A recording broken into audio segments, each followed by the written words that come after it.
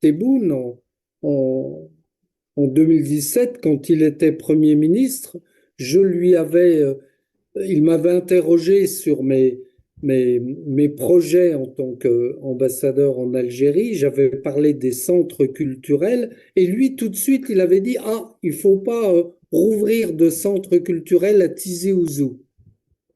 Ouais. Donc, voilà, ça montre la sensibilité de la question. Alors que beaucoup de Kabyles sont francophones, il y avait un centre culturel à Tizi Ouzou qui est fermé depuis 1994, officiellement pour des raisons de sécurité, parce qu'il y a du terrorisme en Kabylie. Bon, c'est ce qu'on dit.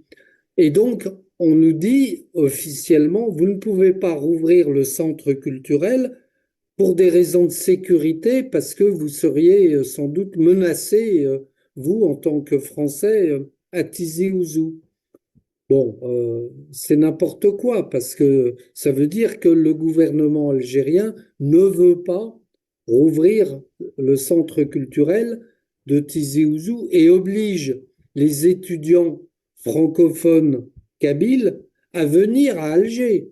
Alors Oui, que ce serait tellement plus simple s'ils pouvaient suivre des cours, passer les tests de français, les examens pour l'université, etc., au oui, centre culturel qui existe toujours, mais qui est fermé.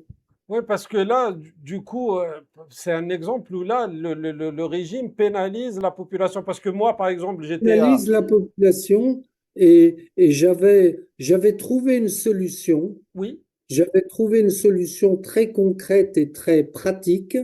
Euh, j'avais dit, au cours d'un déjeuner avec l'actuel secrétaire général du ministère des Affaires étrangères, Monsieur Magraman, j'avais dit, bon, ok, je comprends que vous ne voulez pas rouvrir le centre culturel français à Tizi Ouzou. Bon, très bien. Alors écoutez, moi, je pense à une autre solution. Nous allons nous débarrasser de ce bâtiment. C'est un bâtiment de 3000 mètres carrés. Nous allons nous débarrasser de ce bâtiment parce que il faut le surveiller, l'entretenir, payer des gardiens. On va s'en débarrasser. On donne le bâtiment aux Pères Blancs qui sont à Tizi Ouzou et qui gèrent déjà un petit centre culturel, une bibliothèque et qui avait besoin de s'agrandir.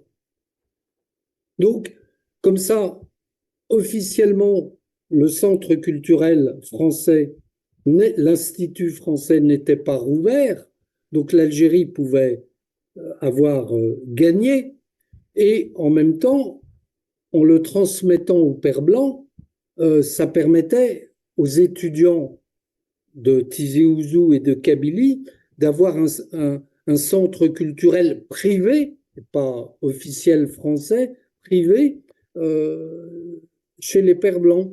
Et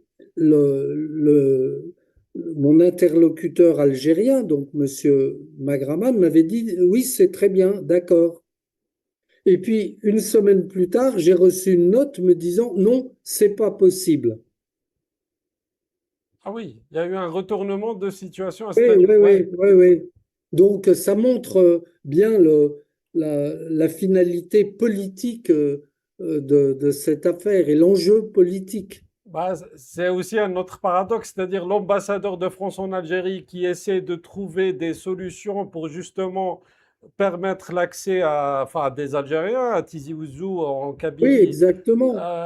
enfin, à quelque chose auquel ils devraient avoir droit, et le régime algérien qui bloque cet accès-là, parce que les centres culturels français, ce qui s'appelait à l'époque les centres culturels français, moi personnellement, j'en avais bénéficié parce que la bibliothèque qu'il y avait à Constantine, on ne l'avait pas à l'université de Constantine, qui est Oui, l'une tout des à plus fait. grandes.